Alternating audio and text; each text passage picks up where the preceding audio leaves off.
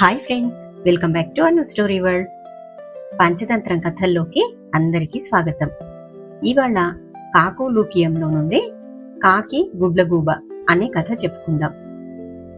ఒకప్పుడు దక్షిణ దేశంలో దట్టమైన కీకారణ్యం ఉండేది. అందులో లెక్కలేనన్ని ఊడలు కలిగిన అతి పెద్ద మర్రి చెట్టు ఉంది. ఆ చెట్టుపై అనేక కాకులు నివసిస్తున్నాయి. ఆ కాకుల గుంపుకు రాజు మేఘవర్ణుడు. ఆ మర్రి చెట్టుకు సమీపానే ఉన్న కొండ గుహలో అరిమర్దనం అనే గుడ్లగూబరాజు తన జాతి అనుచరులతో నివసిస్తున్నాడు. కాకి గుడ్లగూబ జాతుల మధ్య బద్ధవైరం నడిచేది. కాకులెక్కడ కనిపించినా గుడ్లగూబరాజు అతడి అనుచరులతో కలిసి చంపేవాడు. ప్రతిరోజు కాకులకు ప్రాణ నష్టం వాటిల్లేది.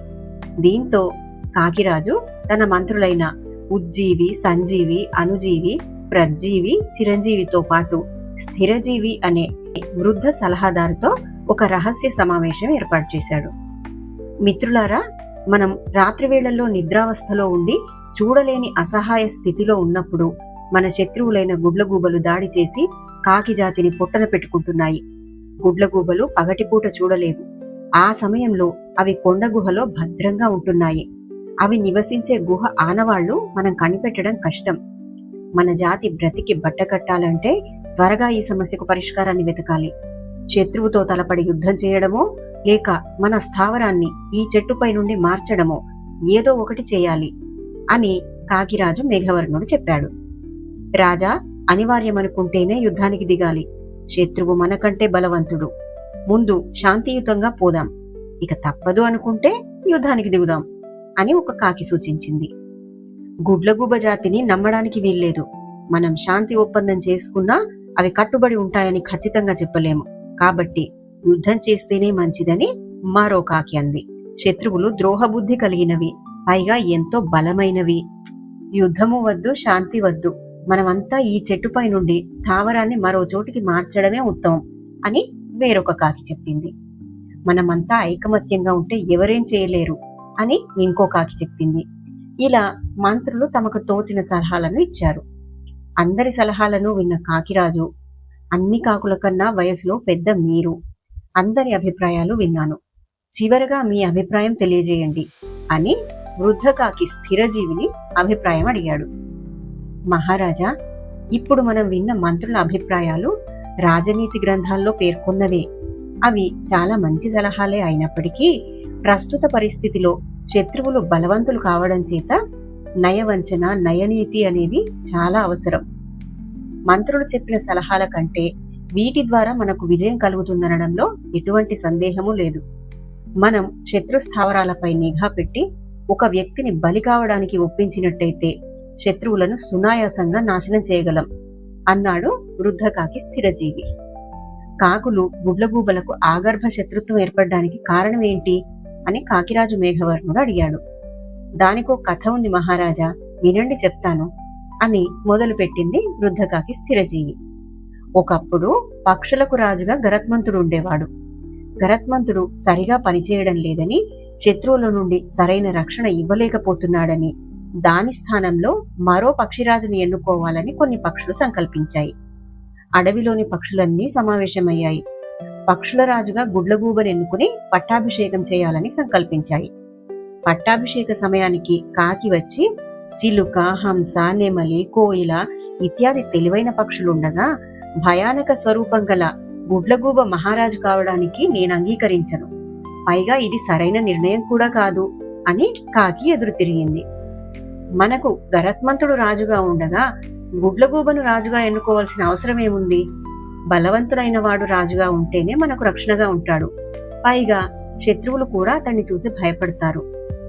నిజంగా మనకు శత్రువుల నుంచి ఆపద కలిగితే ఈ గుడ్లగూబ కాపాడగలదా?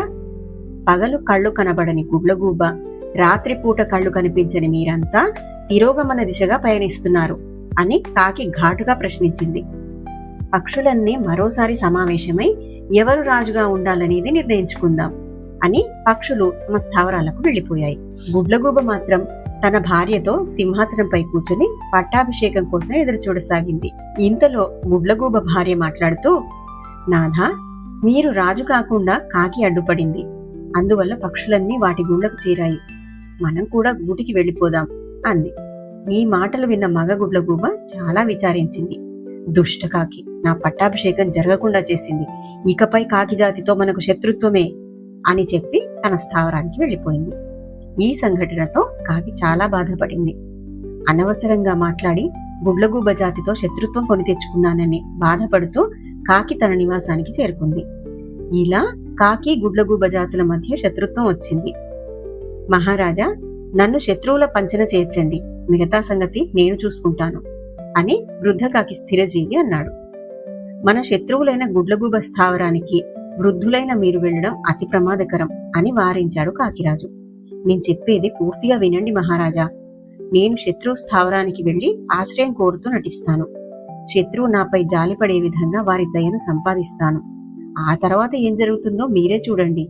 ఇటువంటి సందర్భాల్లో ఆవేశపడకూడదు, తొందరపాటు నిర్ణయాలు అసలే తీసుకోరాదు. ముందుగా మీరంతా నాకు సహాయం చేయాలి. కొంచెం రక్తం తెచ్చి నా శరీరానికి పోయండి. మీరంతా ఈ చెట్టు వదిలి వేరొక చోటికి నివాసం మార్చండి. నేనొక్కడినే ఇక్కడ ఉండి కథను నడిపిస్తాను అన్నాడు వృద్ధకాకి స్థిరజీవి. వెంటనే రక్తం తెప్పించి వృద్ధకాకి స్థిరజీవి ఒంటికి పులిమారు. ఆ తర్వాత కాకులన్నీ అక్కడి నుండి స్థావరాన్ని ఖాళీ చేశాయి. ఒంటికి రక్తం పులుముకున్న వృద్ధకాకి స్థిరజీవి గుడ్లగూబ స్థావరం వద్దకు వచ్చి పడింది. స్థిరజీవిని చూసిన గుడ్లగూబ సైన్యం చంపడానికి ప్రయత్నించాయి. మిత్రులారా, ఆగండి, నేను చెప్పేది వినండి.